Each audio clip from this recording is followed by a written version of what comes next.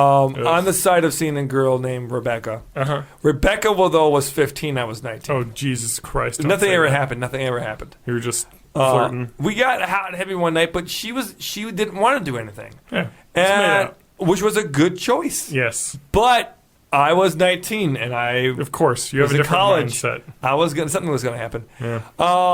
So I cheated on her 3 times. I cheated on her with a girl who was actually played your wife in. That's what I wanted to say. Yeah. I wanted to apologize for something else too. And I actually have a list of 100. This is the apology hour. Yes. Born in the 80s. I had 150. I don't have it on here, but I have 150 names. I'm not gonna say it all right now.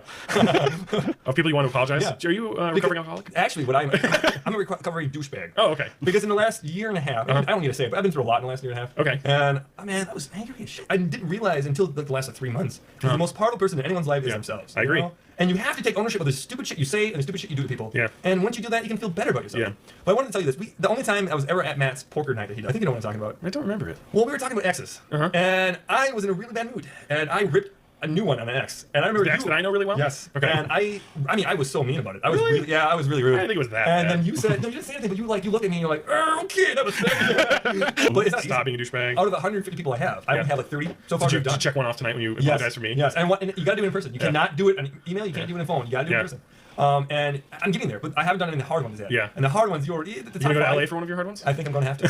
I'm actually. I want to get in contact with that person and be like, hey, let's get together. I got a lot to say to you. Not negative. There's a lot I need to apologize for. I was a dick. Yeah. Well, everyone makes mistakes. As long as the big part is being able to do what you do and realize it and John, thank you. acknowledge your mistakes.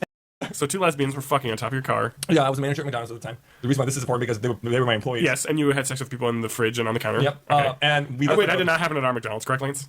Absolutely. There wasn't anyone to have sex with. Nobody wanted it to happen. No. We left my brother's wedding like at 2:00. Yeah. And then we went to McDonald's. Cornfield. We went to McDonald's. Ooh, to get the heat going. Well, this was like in Green Bay, like far away. And then we drove to a cornfield because we kept driving to places to purposely, do this. And we were gonna have a threesome, but the girls got scared about it and they didn't want to. So they made me jerk off. But I couldn't. Did you make them watch?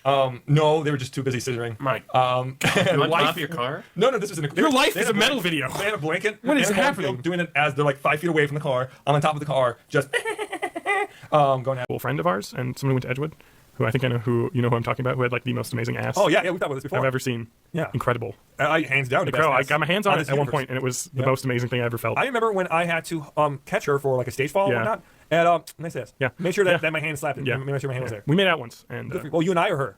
Yeah, you and I as well, but I'm talking about her in this situation. Good. In this particular situation, her and I made out, we were drunk at a party, and I took full ass privileges during that. You got to. Yeah, when you get your hands, when you had a specimen like that, you got to take advantage. When your tongue is down her throat, you can do anything you want. Oh, yeah. Well, not rape her, but you can you pick her up by the butt. Well, Well, I mean, especially because she's 5 foot and you were like 6'9".